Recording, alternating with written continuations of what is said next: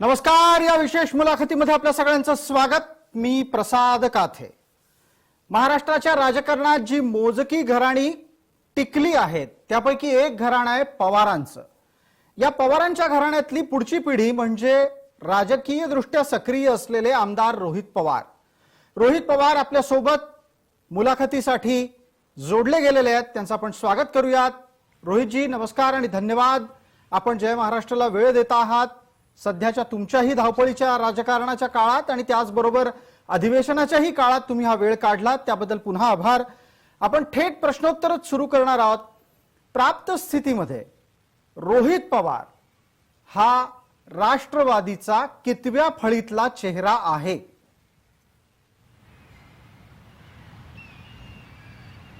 हा प्रश्न तुम्ही मला विचारताय. बिलकुल. मी पहिल्यांदाच आमदार झालेलो आहे आणि ज्या पद्धतीने इतर सर्व पहिल्यांदा झालेले आमदार ज्या फळीमध्ये आहेत तसा मी सुद्धा आहे. मी एक कार्यकर्ता आहे. बऱ्याच गोष्टी मी शिकतोय. त्यामुळे पवार कुटुंबियाचा असलो तरी आमच्या कुटुंबामध्ये राजकारणामध्ये नाहीतर संघटनेमध्ये काम करत असताना त्याला एक प्रोसिजर आहे आणि त्या प्रोसिजरप्रमाणे तुम्ही म्हणाल सुरुवातीची जी फळी असते त्या फळीतला मी एक कार्यकर्ता आहे. तुम्ही म्हणताय की तुम्ही सुरुवातीच्या फळीतले कार्यकर्ते आहात, पण तुम्हाला ज्या पद्धतीनं माध्यमात मांडलं जातं, ज्या पद्धतीनं तुमची वक्तव्य असतात ती पाहता तुम्ही पहिल्या फळीतल्या नेत्यांच्या जवळपास जाण्याचा प्रयत्न करताय असा एक आक्षेप नोंदवला जातो. आक्षेप कोण नोंदवतं हे सुद्धा त्याच्यामध्ये महत्त्वाचं आहे. तुम्ही एखादा प्रश्न केला, त्या प्रश्नाचं जर माझ्याकडे उत्तर असेल आणि ते उत्तर फक्त उत्तर देण्यासाठी नसून काही प्रमाणात त्याच्या मागे अभ्यास असेल तर मग काय हरकत आहे. आक्षेप कोण घेतं हे जास्त महत्त्वाचं आहे. पण एखाद्या विषयावर जर आपल्याकडे उत्तर असेल नाहीतर एखादा विषय आपल्याला योग्य वाटत नसेल आणि त्याच्यावर आपला एखादा युक्तिवाद असेल तर मला असं वाटतं ते काय हरकत नाही. आपण असं म्हणता आहात की तुमच्या पातळीवर तुम्ही हा प्रयत्न करता की ज्या पद्धतीच्या रचना आणि जबाबदाऱ्या तुम्हाला दिल्या गेलेल्या आहेत त्यावर तुम्ही राहावं, पण तुमच्यावर फारच प्रेम करणारं एक नाव आहे महाराष्ट्रात, तुम्हाला त्याची जाण असेल, गोपीचंद पडळकर. त्यांच्याकडून मात्र सातत्यानं तुमची ओळख घराणेशाहीचे वारसदार म्हणूनच करून दिली जाते. तुम्ही त्यांच्या मताला कितपत किंमत देता?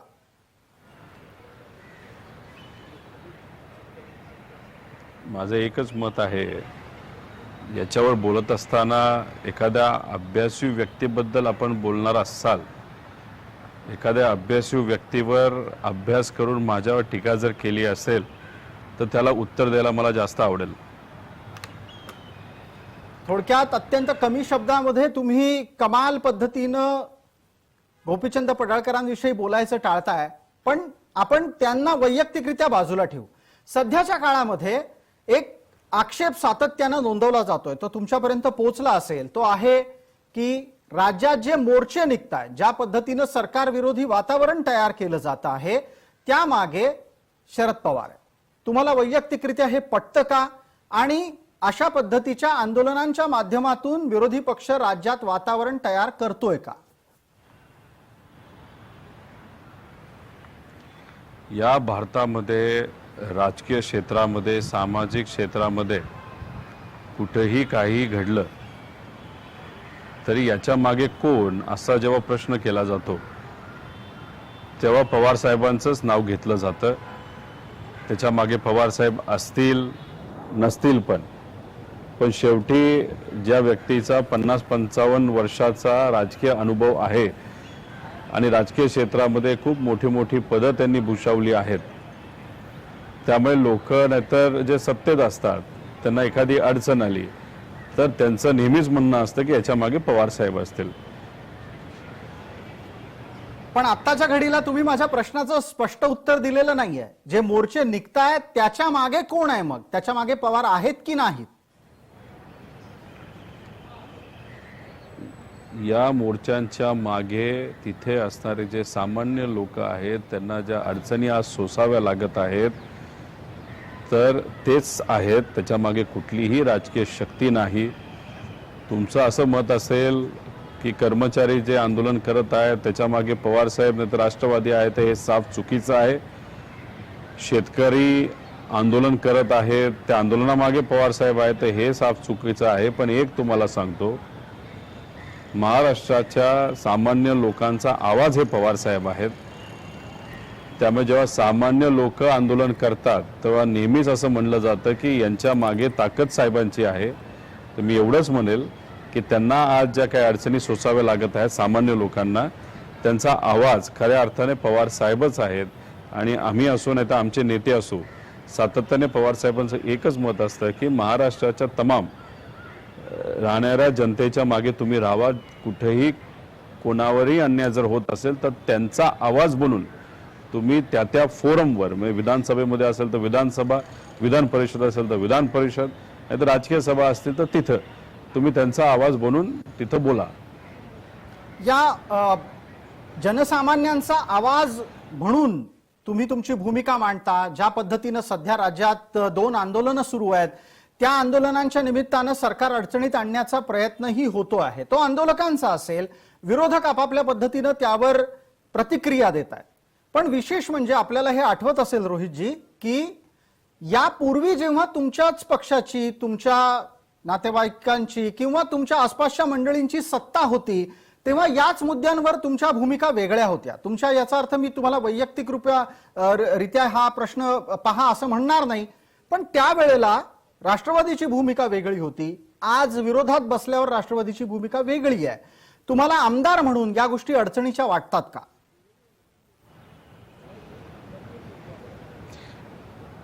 एकतर तुम्ही बोलत असताना जर जुन्या पेन्शन योजनेच्या बाबतीत बोलत असाल तर जेव्हा अटल बिहारी वाजपेयी साहेबांनी हा निर्णय केंद्र सरकारमध्ये घेतला होता त्या निर्णयाचा थोडासा मला अभ्यास करावा लागेल. आज त्याच्यावर मी कुठलेही वक्तव्य करणार नाही. पण तुम्ही म्हणता ते खरं आहे की आम्ही सर्वजण, मी असेल आणि माझ्यामुळे अनेक असे नवीन आमदार आहेत, ते पहिल्यांदाच राजकारणात आलो आहोत. लोकांचा आवाज बनून लढण्याचा प्रयत्न त्या ठिकाणी करत आहोत. एखादा मुद्दा 10 वर्षापूर्वीचा, 20 वर्षापूर्वीचा घेतला जातो आणि आज जे महत्त्वाचे विषय आहेत, आज एक नवीन ज्या काही टेक्नॉलॉजी आलेल्या आहेत, नवीन विषय जे आहेत, नवीन अडचणी जे आहेत, युवांचे प्रश्न आहेत, त्याच्यावर आम्ही बोलण्याचा प्रयत्न करतो. तेव्हा त्या गोष्टीला उत्तर देत असताना जे कोणी सत्तेत असतात ते सगळे रेफरन्स हे पूर्वीचा देतात. इतिहास समजणं, पूर्वी काय झालं समजून घेणं हे महत्त्वाचं आहे. पण ते तितकंच महत्त्वाचं असताना उद्या काय होणार आहे याचा अभ्यास करून जर युवा आमदार एखादा विषय मांडत असतील तर त्या विषयाला समजून घेऊन त्याच्यावर काम करण्याची पण जरूरत आहे. त्यामुळे जे विरोधात असू नाही तर सत्तेत असू, जे कोणी सिनियर लोक आहेत त्या सिनियर लोकांनी या नवीन आमदारांना त्या दृष्टिकोनातून सुद्धा बघितलं पाहिजे. पण शेवटी हे राजकारण आहे. या राजकारणामध्ये तुम्हाला पूर्वी झालेल्या काही गोष्टींचं पण उत्तर हे द्यावं लागतं आणि ते देत असतानाच पुढे जाऊन आपल्याला काम करावं लागेल. ही गोष्ट पण आम्हाला माहिती आहे. त्यामुळे आम्हाला पूर्वी झालेले विषय समजून घेऊन त्याच्यावर मार्ग काढत नवीन महाराष्ट्राला ताकद कशी देता येईल, युवांना कशी ताकद देता येईल यासाठी प्रयत्न पण करावे लागतील. जी रोहितजी, विषय हा केवळ आंदोलनांपुरता चर्चेत राहणार नाही. आपल्याला सरकारच्या विषयी बोलायचं आहे, तुमच्या सामाजिक कार्याविषयी बोलायचं आहे, तुमच्या राजकीय वाटचालीविषयी बोलायचं आहे. पुढच्या मुद्द्याला स्पर्श करताना मी विचारतो की आत्ताच्या घडीला शिंदे फडणवीसांचं सरकार हे घटनाबाह्य आहे अशी टीका सातत्यानं तुमच्या सोबत असलेल्या उद्धव गटाकडून होते. पण विशेष म्हणजे हा शब्द तुमच्या पक्षाकडून, तुमच्या पक्षाच्या नेत्यांकडून तितक्या ठोसपणे वापरला जात नाही. नक्की हे सरकार कशा पद्धतीनं अस्तित्वात आहे आणि हे सरकार पडणार नाही असं अजित पवार जेव्हा म्हणतात तेव्हा त्यांचे काय आडाखे असतात?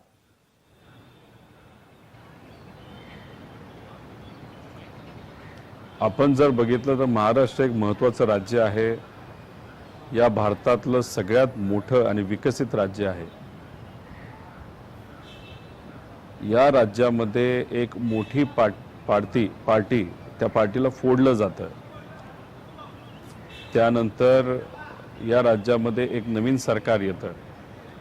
अशा परिस्थितीमध्ये ज्या पार्टीवर अन्याय झाली ती पार्टी कोर्टात जाते पण कोर्टात गेल्यानंतर आत्तापर्यंत जर आपण बघितलं तर 9 महिने गेलेले आहेत.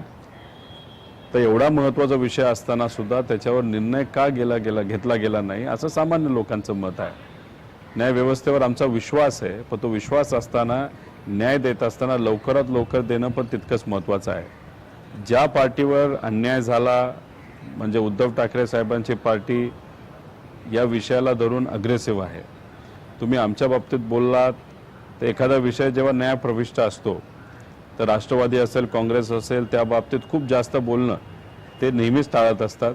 त्यामुळे हा विषय न्यायप्रविष्टाने आज आत्ता आपण बोलत असताना आज शेवटचा दिवस आहे हिअरिंगचा.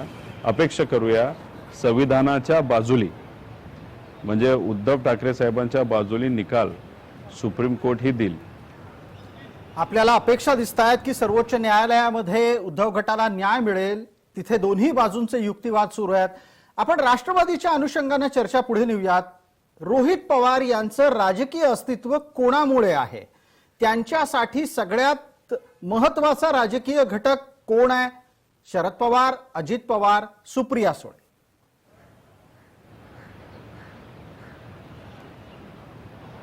एकतर तुम्ही हे समजून घ्या की जो निकाल सुप्रीम कोर्टामध्ये आत्ता प्रलंबित आहे त्याच्यावर चर्चा चालू आहे, तो निकाल उद्धव ठाकरे साहेबांच्या बाजूली आम्ही परत सत्तेत येण्यासाठी लागावा असं माझं व्यक्तिगत मत नाही. येत्या काळामध्ये अशा पद्धतीने आमदारांना फोडणं, दुसऱ्या पार्टीत घेऊन जाणं, नवीन सत्ता स्थापन करणं, पैशाचा वापर करणं, दडपशाहीचा वापर करणं हे लोकशाहीसाठी योग्य नाही. म्हणून सुप्रीम कोर्टाने हा संविधानाच्या बाजूने निर्णय देणं अतिशय महत्त्वाचं, ते देतील अशी आमची अपेक्षा आहे. राहिला तुमचा दुसरा प्रश्न, माझं राजकीय अस्तित्व, कुणीही राजकारणात येत असताना जर तुमची आधीची पिढी ही राजकारणात असेल तर नक्कीच त्याचा फायदा हा पुढच्या पिढीला राजकारणामध्ये होत असतो. पहिलं इलेक्शन जेव्हा तुम्ही लढत असता तेव्हा तुमच्या आजोबांनी, तुमच्या काकांनी, तुमच्या वडिलांनी, तुमच्या आईली कशा पद्धतीने राजकीय नाही तर सामाजिक क्षेत्रामध्ये काम केलं हे सुद्धा लोक बघत असतात. जर नवीन चेहरा असेल तर त्या चेहऱ्याबद्दल जास्त लोकांना माहीत नसतं, पण कुटुंबीय ज्या पद्धतीने काम करतात तर लोक मनामध्ये असं गृहीत धरतात की कुटुंब जर चांगल्या पद्धतीने काम करत असेल तर ही नवीन पिढी सुद्धा चांगलं काम करेल. त्यामुळे पहिलं इलेक्शन जिल्हा परिषद घ्या नाही तर आमदारकी घ्या, ते जिंकत असताना नक्कीच मला कुटुंबाचं जे काही काम आहे त्याचा फायदा इलेक्शन लढत असताना झाला. आणि सगळ्यात महत्त्वाची गोष्ट की तिथे असणारी जनता त्यांनी एक माझा विश्वास ठेवला. त्यामुळे माझ्या राजकीय कारकिर्दीत जी काय सुरुवात झालेली आहे त्याचं पूर्णपणे क्रेडिट माझ्या पवार कुटुंबियाला, माझ्या पार्टीला, माझ्या कार्यकर्त्यांना आणि माझ्या मतदारांना त्या ठिकाणी मी देतो. तुम्ही मला जर विचारलं तर माझं एक कुणी मेंटर आहे का तर नक्कीच नाही. मी अनेक माझे मेंटर ठेवत असतो.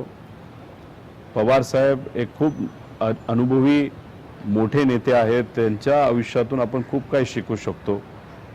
अजितदादांची निर्णय घेण्याची क्षमता ही खूप चांगली आहे. आणि सुप्रियाताईंच्या बाबतीत बोललं तर कुठलाही विषय पार्लमेंटमध्ये मांडत असताना ते अभ्यास करून कशा पद्धतीने मांडायचा ती पद्धत आत्यांची मला आवडते. त्यामुळे तिघांच्या ज्या ज्या गोष्टी चांगल्या आहेत त्या आत्मसात करून इतरही नेत्यांना ऑब्झर्व करून मी माझी ओरिजिनल स्टाईल ठेवण्याचा प्रयत्न त्या ठिकाणी केलेला आहे. त्यामुळे तुम्ही जर अनुकरण करत असताना एकाच व्यक्तीला अनुकरण करण्याचा प्रयत्न केला तर तुम्ही कॉपी करत असता आणि कॉपी ज्या गोष्टीची तुम्ही करता ते जास्त दिवस टिकत नाही. तुम्हाला तुमचीही स्टाईल त्या ठिकाणी ठेवावी लागते. ती स्टाईल ठेवत असताना ज्या ज्या चांगल्या गोष्टी आहेत त्या आत्मसात करून त्या माझ्या स्टाईलमध्ये इन्कॉर्पोरेट कशा करता येईल याचा मी प्रयत्न करत असतो. पण रोहितजी, या सगळ्या दरम्यान असंही निरीक्षण आहे, माझं वैयक्तिक सुद्धा हे निरीक्षण आहे की रोहित पवारांच्या कार्यपद्धतीवर, ज्याला तुम्ही तुमची स्टाईल असं म्हणता, त्या तुमच्या स्टाईलवर अजितदादांची बऱ्यापैकी छाप आहे. सकाळी लवकर कामकाजाला सुरुवात करणं, मतदारसंघातल्या प्रत्येक लहानातल्या लहानपासून मोठ्यातल्या मोठ्या नेत्यापर्यंत संपर्क ठेवणं, या सगळ्या गोष्टी रोहित पवार करतात. रोहित पवार हे मतदारांच्या बऱ्याचशा वैयक्तिक कामात सुद्धा त्यांच्या पाठीशी उभे असतात.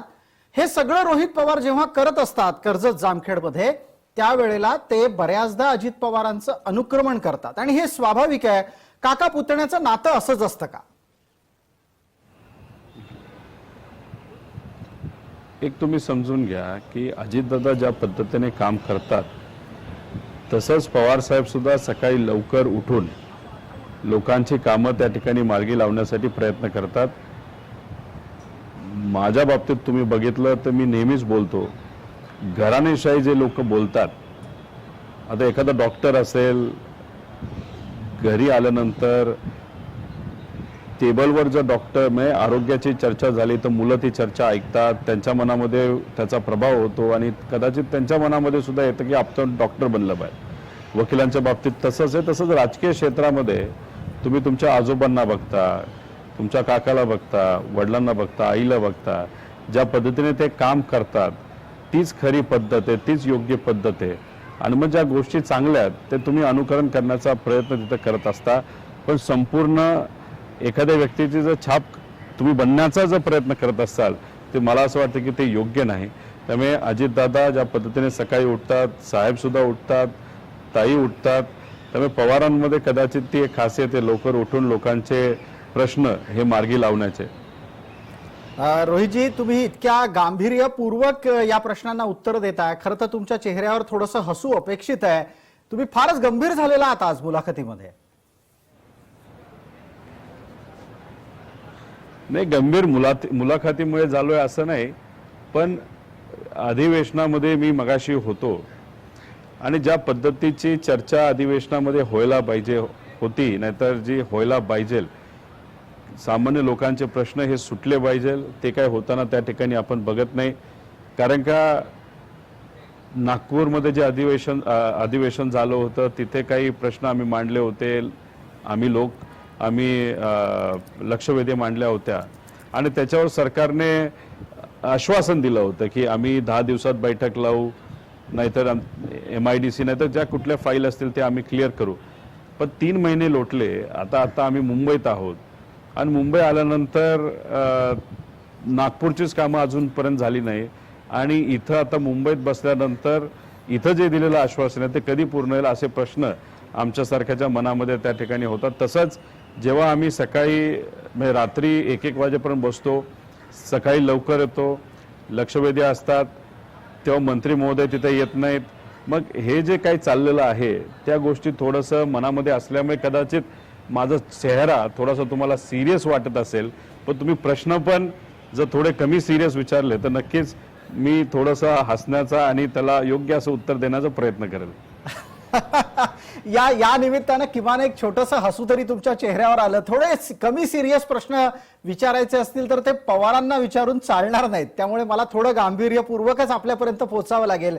आपण एक गंभीर आक्षेप नोंदवलेला आहे. तुम्ही असं म्हणता आहात की शिंदे फडणवीस सरकार हे गतिमान नाही, पण तुम्ही पहा त्यांच्या जाहिराती तर तशाच आहेत. सरकार गतिमान आहे, महाराष्ट्र गतिमान झालाय असं ते जाहिरातीत सांगतायत. तुमचा वेगळाच अनुभव आहे आणि हा का असा अनुभव आहे?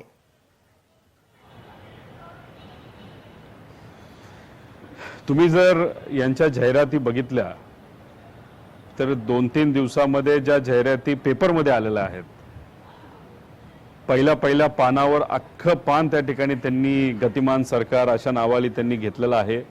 पण आश्चर्य एका गोष्टीचं आहे, पुण्यातल्या पेपरला नाहीतर मराठवाड्यातल्या पेपरला ती बातमी येत नाही, ती फक्त मुंबईमध्ये आज येते.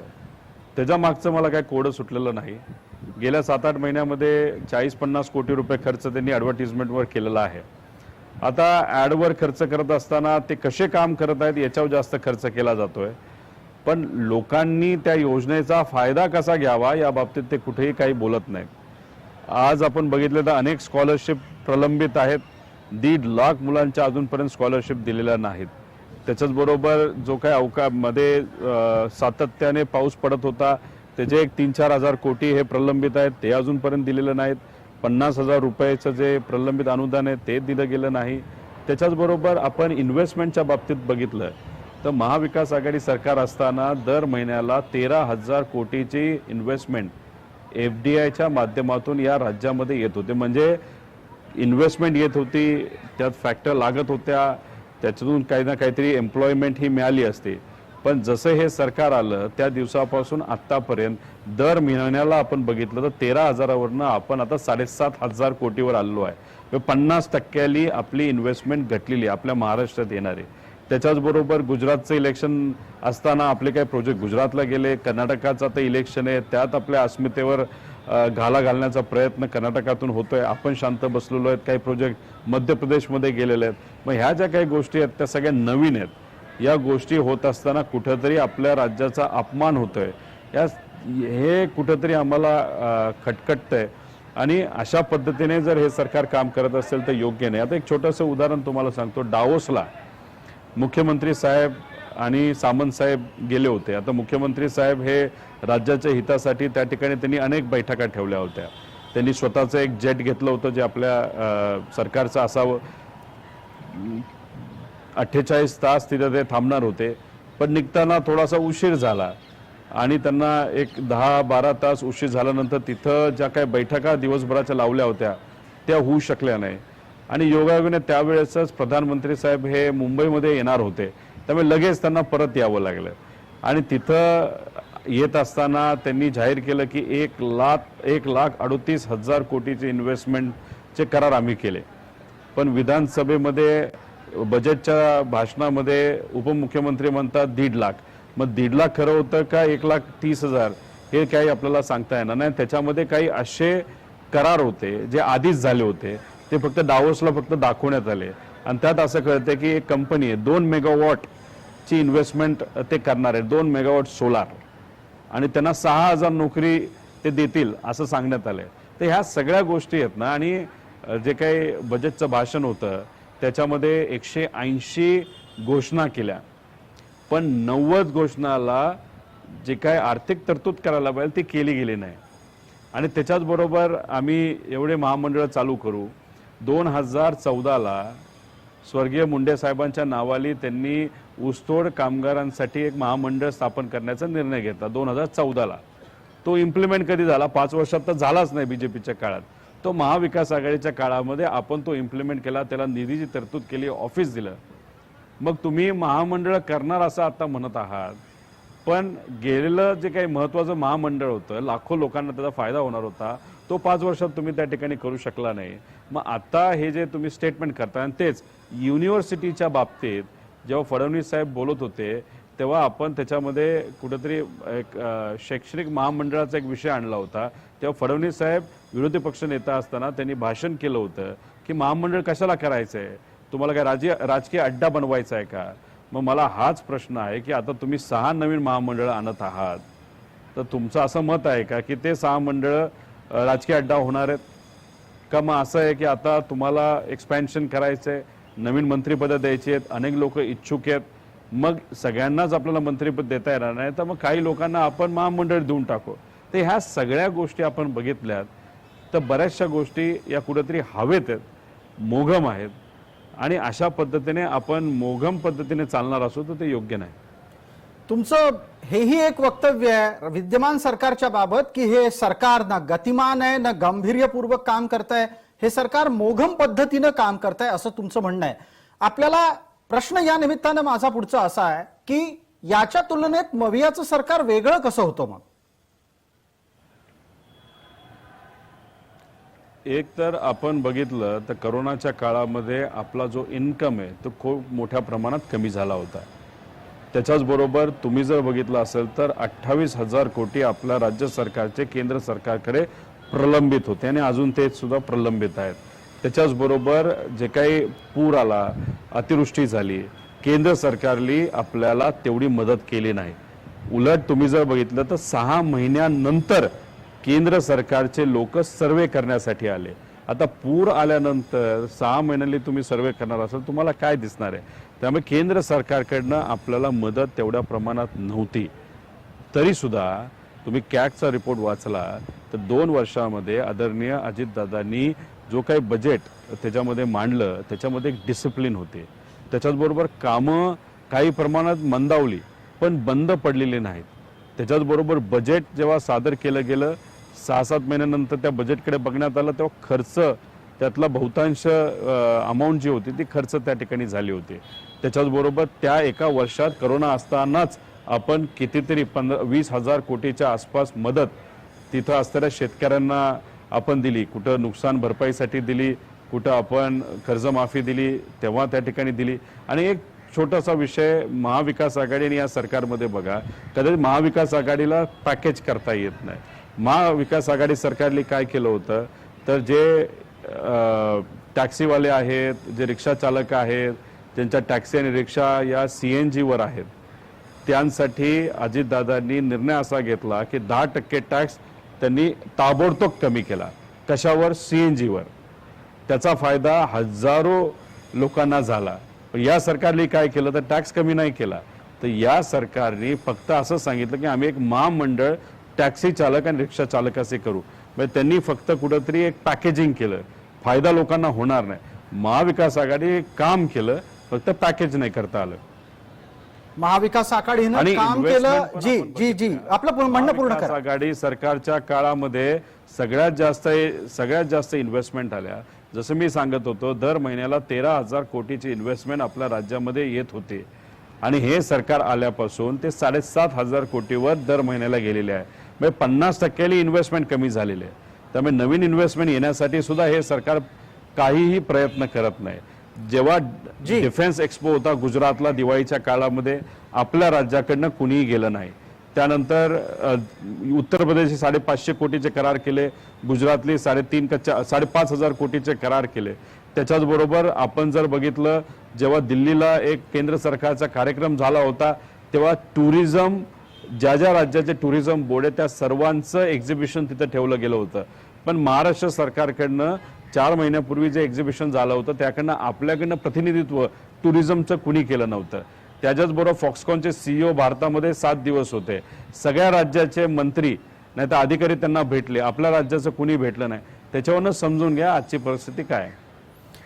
रोहितजी, आपण अत्यंत सविस्तरपणे मवियाच्या कामाच्या बाबतीत उल्लेख केलात, पण एक आकडा तुम्ही दिलाय, मला त्याबद्दल आपल्याला विचारायचं आहे. आपण असं म्हणाला आहात की दर महिन्याला मवियाच्या काळामध्ये 13,000 कोटी रुपयांची गुंतवणूक महाराष्ट्रात येत होती. तुम्ही 30 महिने सरकारमध्ये होतात. 13,000 कोटी गुणिले 30 असं जर आपण गणित केलं तर साधारण एक 39,00,000 कोटी इतका मोठा आकडा होतो. तुम्हाला वाटतं तुम्ही दिलेला आकडा बरोबर आहे? तपासून बघायची गरज नाही?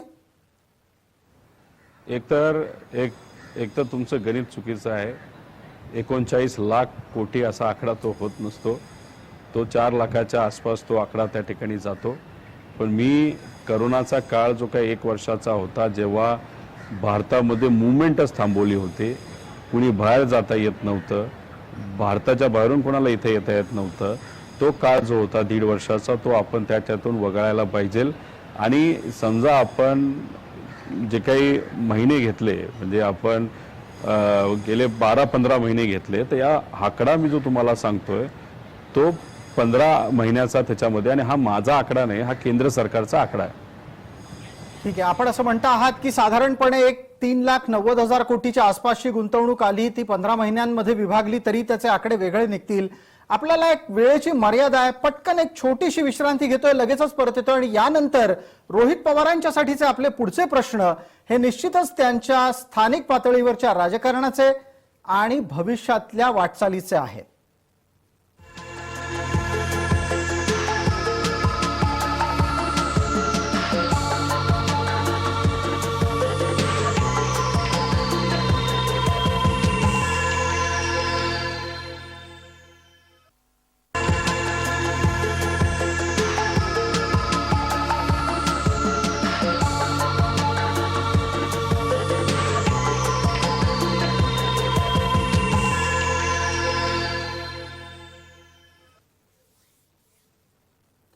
रोहित पवार यांच्या विशेष मुलाखतीच्या या दुसऱ्या भागामध्ये आपल्या सगळ्यांचं स्वागत. आपल्यासोबत रोहित पवार हे आता विधान भवनातून जोडले गेलेले आहेत. रोहितजी, आता या भागामध्ये काही थेट प्रश्न हे तुमच्या राजकीय वाटचालीच्या बाबत आहेत. रोहित पवार हेच पवार घराण्याचे राजकीय वारस आहेत का?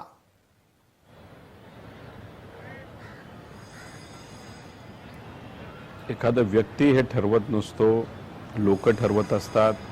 त्यामुळे हा प्रश्न मला करण्यापेक्षा टप्प्याटप्प्याने आपण जर योग्य पद्धतीने त्या ठिकाणी काम करत आलो तर लोक हे ठरवत असतात. त्यामुळे या बाबतीत मी अजिबात विचार केलेला नाही. तुम्ही अत्यंत सावध प्रतिक्रिया देता आहात. या निमित्ताने एक प्रश्न जरूर मग उपस्थित राहतो, तो असा आहे की तुम्ही निवडणूक जिंकल्यानंतर सक्रिय राजकारणामध्ये अधिक एक पाऊल पुढे गेलात. हे पार्थ पवारला जमलं नाही. तुमच्यात आणि पार्थ पवारमध्ये स्पर्धा आहे की नाही?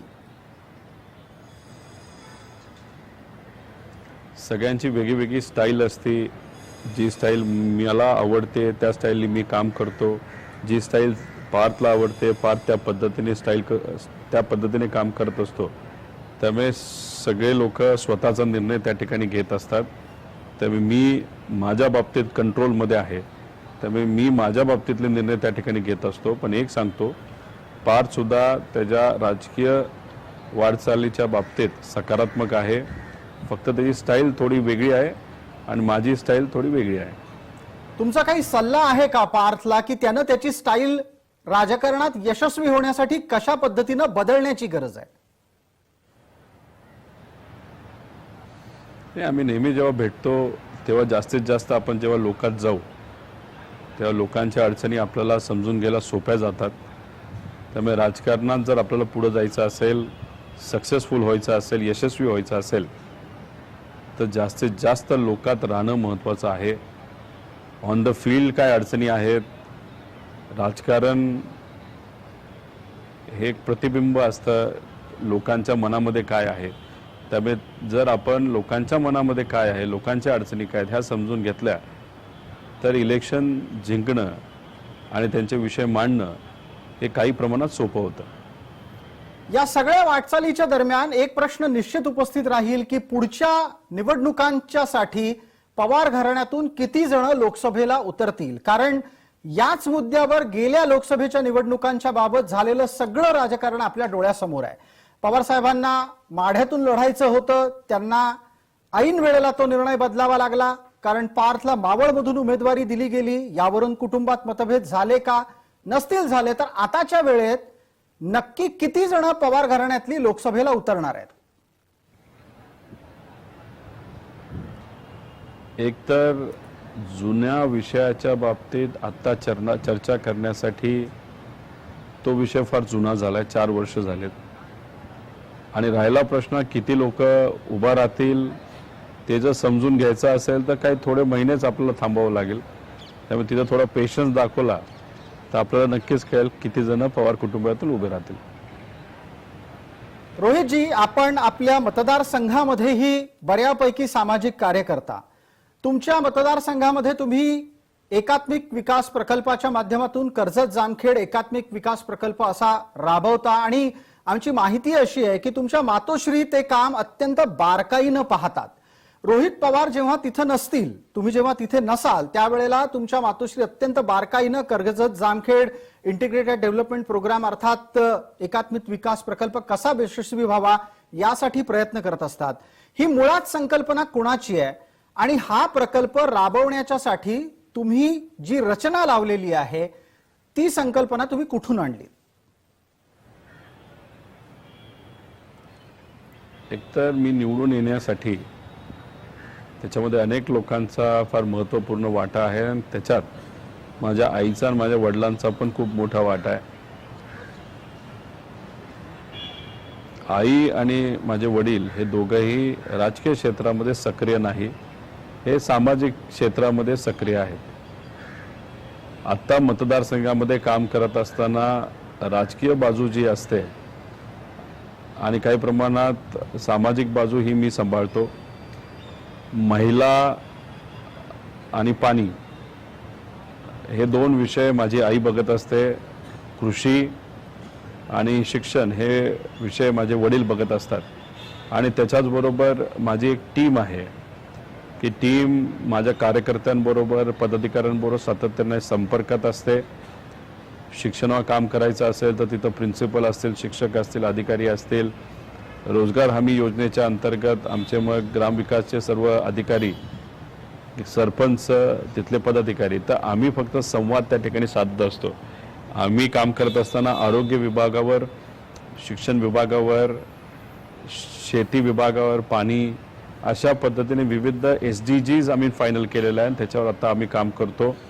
त्यामुळे शासकीय योजना शेवटच्या घटकापर्यंत कशा पोहोचतील यासाठी तर प्रयत्न करतोच, पण त्याच्याचबरोबर CSR आणि जे काही इतर एक्सपर्ट लोक असतात ते शासनाला संलग्न नसतात, पण त्यांची मदत घेऊन माझ्या मतदारसंघामध्ये काय वेगळं मला करता येईल यासाठी नक्कीच मी प्रयत्न करत असतो. आणि अशा पद्धतीने सर्व बाजूली आपण जेव्हा काम करतो तेव्हाच सर्वांगीण विकास हा होऊ शकतो. रोड, बिल्डिंग बांधणं हा विकासाचा एक भाग झाला, पण तुम्हाला सगळ्याच विषयावर जेव्हा तुम्ही काम करता तेव्हाच खऱ्या अर्थाने सामान्य लोकांना त्या विकासाचा फायदा हा होत असतो. जी रोहितजी, आपण आत्ताही म्हणालात की CSRच्या माध्यमातून तुम्ही विविध कामं करत असता. कर्जत जामखेड एकात्मिक विकास प्रकल्पाच्यासाठी CSRचा निधी कुणाकडून येतो?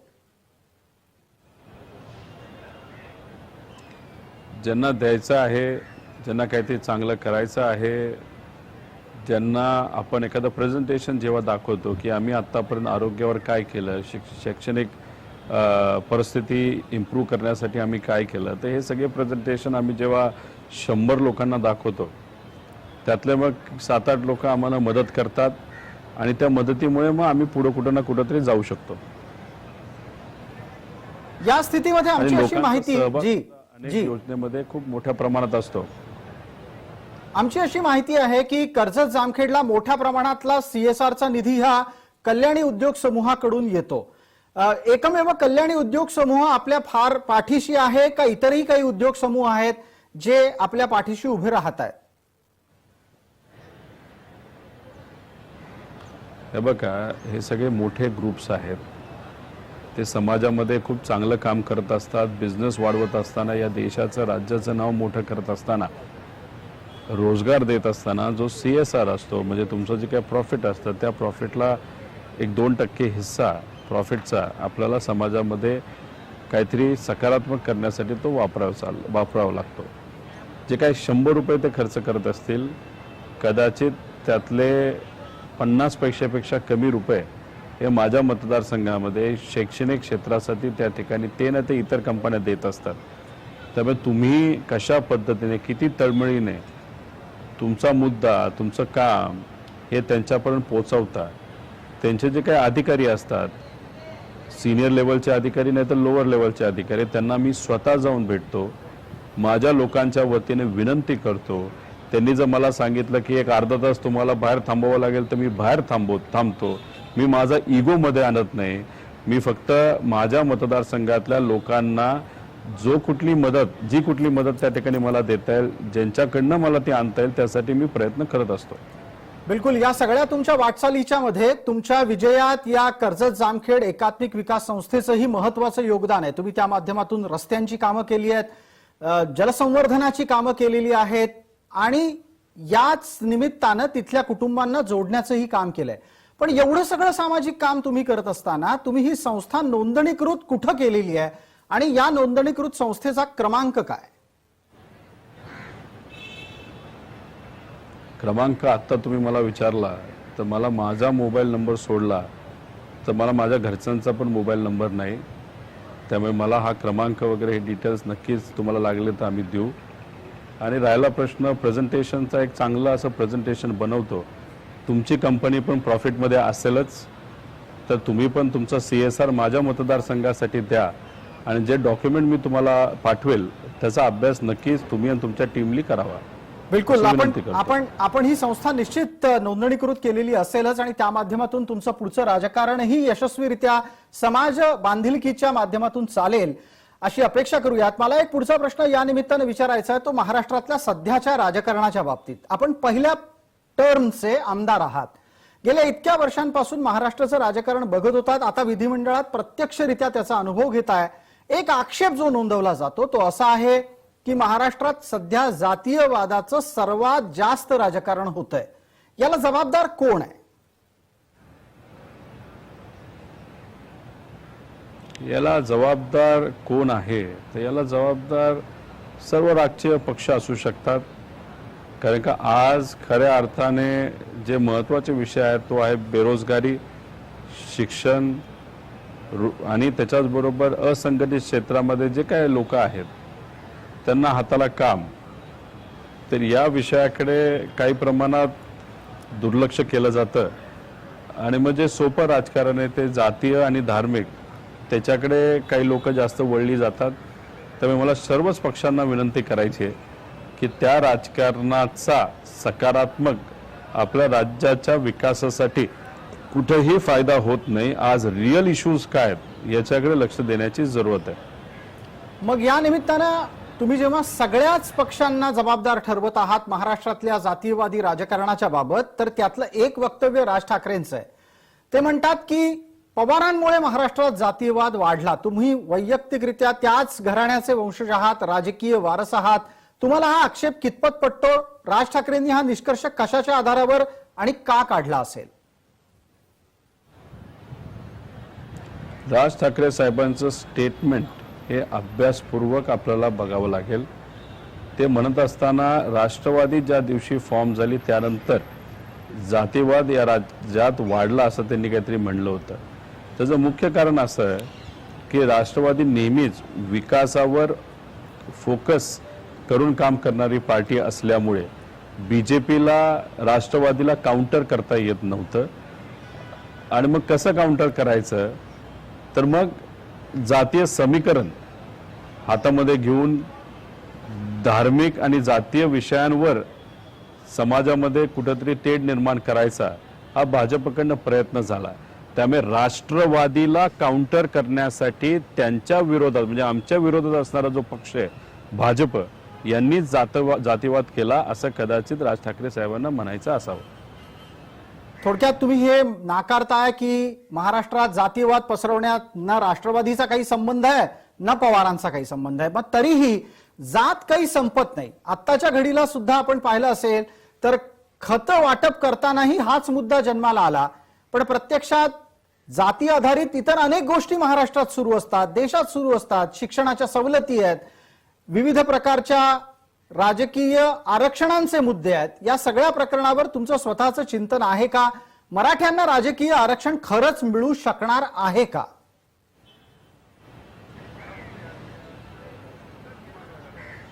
तुम्ही जे खताच्या बाबतीत बोललात ते न सांगता न कळवता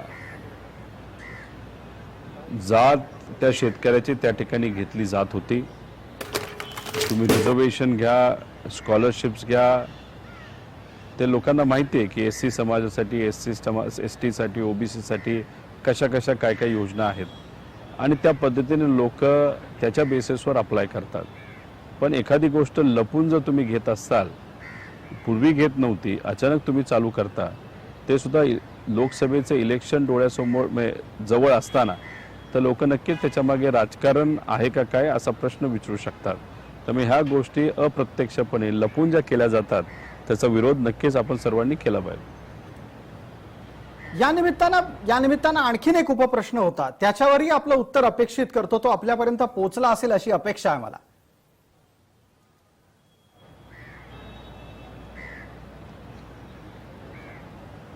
कुठला उपप्रश्न? मी आपल्याला असं विचारलं होतं की तुमच्या वैयक्तिक आकलनाच्या नुसार मराठ्यांना राजकीय आरक्षण हा विषय जरी चर्चेत असला तरी पण प्रत्यक्षात त्यांना शैक्षणिक आणि नोकरीमधलं आरक्षण हा एक संघर्षाचा मुद्दा आहे. रोहित पवारांना वाटतं का की मराठ्यांना राजकीय नसेल तरी पण शैक्षणिक आणि नोकरीतलं आरक्षण मिळेल? एक आता जो सुप्रीम कोर्टाचा निर्णय जर आपण बघितला त्याच्यामध्ये 50% पुढे जाऊन आरक्षण हे देण्यात आलं आहे. आता राज्य सरकारली केंद्र सरकारची चर्चा करून मराठा समाजाला सुद्धा अशा पद्धतीने आपल्याला आरक्षण देता येईल का याचा पाठपुरावा हा केला पाहिजे. त्याच्याच बरोबर आपण जर बघितलं धनगर समाजाचं जे आरक्षण आहे ते राज्याकडे प्रलंबित नाही तर ते केंद्राकडे प्रलंबित आहे. त्यामुळे हे दोन्ही विषय तिथं प्रलंबित असताना ते मार्गी जर लागत असतील तर नक्कीच त्याचं स्वागत आपण केलं पाहिजे. पण हे करत असताना आता ज्या लोकांना आरक्षण आहे ते आरक्षण कमी कुठेही झालं नाही पाहिजे, या बाबतीतली सुद्धा दक्षता ही घेतली पाहिजे. आरक्षण मिळवणं हे साईड बाय साईड आपण करत असताना आपण प्रायव्हेट कंपन्यांमध्ये रोजगार कसा वाढवता येईल, शासकीय नोकऱ्या कशा देता येतील, आपण जर बघितलं तर शेतकऱ्यांचं योग्य असे धोरणं कशी आणता येईल, शिकवत असताना सगळ्यांनाच विश्वासात घेऊन सगळ्या समाजाच्या मुलांना कसं शिकवता येईल, आणि पोलीस प्रोटेक्शन नाहीतर ज्या ज्या ठिकाणी आपल्याला महिलांना प्रोटेक्शन द्यायचं आहे तिथं कुठलाही भेदभाव न समाजाचा न धर्माचा करता प्रत्येक महिलेला आपल्याला प्रोटेक्शन कसं देता येईल, अशा पद्धतीने समावेशक पॉलिसींवर जास्त काम करण्याची जरूरत आहे असं माझं व्यक्तिगत मत आहे. या दरम्यान चर्चेच्या शेवटच्या टप्प्यात आपण पोहोचतो आहोत. वेळेची मर्यादा आहे आपल्याला. आपण एक पटकन जाता जाता मुद्दा हा उपस्थित करणार आहोत की सध्या महाराष्ट्रात नामबदलाचे वारे वाहत आहेत आणि त्याच निमित्तानं अहिल्यानगर नाव करावं आपल्या परिसराचं असंही म्हटलं जात आहे. ही मागणी तुमच्या दृष्टी योग्य आहे, तुम्ही त्याला समर्थन करता आहात की ही मागणी केवळ राजकीय हेतून होतीये? पुण्यश्लोक अहिल्यादेवी होळकरांचं कार्य हे खूप मोठं आहे. या देशामध्ये सगळ्यात जास्त मंदिराचा जीर्णोद्धार कोणी केला असेल तो त्यांनी केला आहे. त्याच्याच बरोबर आपण डिप्लोमसी ज्याला म्हणतो, तर त्या काळामध्ये अनेक अडचणी असताना सुद्धा लोकांच्या हितासाठी त्यांच्या राज्याच्या हितासाठी जे कोणी ताकदवान राज्य आसपास होते त्यांच्याबरोबर योग्य अशी डिप्लोमसी करून कुठलाही वाद त्या ठिकाणी न घालता विकास सामान्य लोकांचा कसा करता येईल असा विचार त्यांनी मांडला होता आणि तो कृतीत पण आणला होता. अशी व्यक्ती नगर जिल्ह्यामध्ये जामखेड तालुक्यात चोंडी या ठिकाणी जर जन्मली असेल आणि त्यांचं नाव जर त्या ठिकाणी जिल्ह्याला नाहीतर त्या शहराला देण्याचा विचार जर लोक करत असतील आणि लोकांची मूवमेंट जर खूप मोठ्या प्रमाणात तिथं होत असेल तर मी सुद्धा एक सामाजिक कार्यकर्ता म्हणून या मागणीला पाठिंबा नक्कीच देईल. पण एक गोष्ट आपण सर्वांनी समजून घेतली पाहिजे की हे नावाचं राजकारण म्हणजे नुसतं नावावर जर कोणी राजकारण करत असेल की आपण नाव देऊ मग तुम्ही आम्हाला मतं द्या तर ते योग्य नाही. 10 तुमचे मुद्दे असतील त्यातला हा एक मुद्दा असू शकतो, पण बाकी 9 मुद्दे हे नोकरी, हाताला काम आणि पोटाला अन्न याच्यावरच अवलंबून असावेत. मग गोपीचंद पडळकर जी भूमिका लावतायत ती भावनिक जास्त आहे, त्यांना हाताला काम पोटाला अन्न देता येत नाही म्हणून आहे असं सुचवायचं आपल्याला? तुम्ही गेल्या 30 वर्षाचे जर पेपर वाचले, अनेक नगर जिल्ह्यामध्ये झालेले विविध चर्चासत्राचा अभ्यास केला तर ही मागणी गेल्या 1 वर्षभराची नाही, अनेक वर्षांपूर्वीपासून ही मागणी त्या ठिकाणी होत आहे. त्याच्याच बरोबर काही आमदारांनी सुद्धा हे विषय मांडलेले आहेत. त्यांच्याच बरोबर अनेक लोकांनी विविध पद्धतीने वेगवेगळ्या फोरमला ही मागणी मांडलेली आहे. पुण्यश्लोक अहिल्यादेवी होळकरांचे जे खरे वंशज आहेत ते माझ्या मतदारसंघाचे आहेत आणि अक्षय शिंदे आणि त्यांच्याबरोबर काही सामाजिक कार्यकर्ते मिळून त्यांनी अख्ख्या नगर जिल्ह्यामध्ये एक यात्रा काढली होती, त्याला सुद्धा चांगला प्रतिसाद आलाय. त्यामुळे याचं श्रेय उद्या जाऊन फक्त एका व्यक्तीला नसून तर ज्या ज्या लोकांनी यासाठी प्रयत्न केले त्या लोकांना त्याचं श्रेय त्या ठिकाणी जाईल.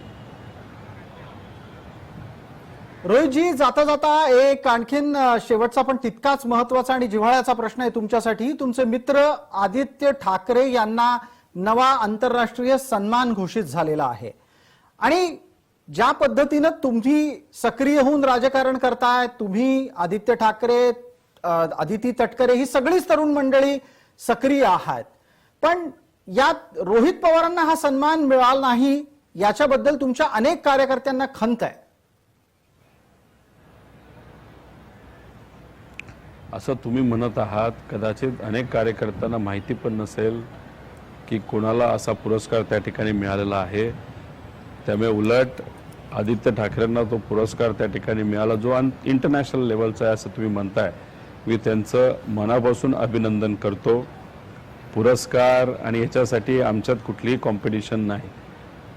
आमच्या सगळ्यांचं मत एकच आहे की आपण सर्वजण एकत्रित येऊन संविधानाच्या बाजूली आणि त्याच्याच बरोबर या महाराष्ट्राच्या विकासासाठी आणि योग्य अशा प्रगतीसाठी आम्ही सर्वजण एकत्रित आहोत.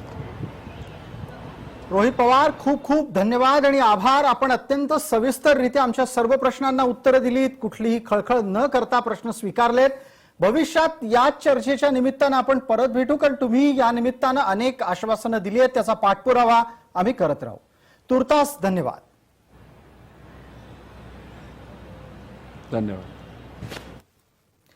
ही होती रोहित पवार यांच्या बरोबरची सविस्तर चर्चा. यातल्या अनेक मुद्द्यांचे पाठपुरावे आपण नक्की करणार आहोत आणि त्यांनी दिलेले शब्द काळाच्या प्रवाहात किती टिकतायत याचाही आपण पाठपुरावासह विचार करणार आहोत. तुर्तास या मुलाखतीत इतकंच. सर्व प्रेक्षकांना जय महाराष्ट्र.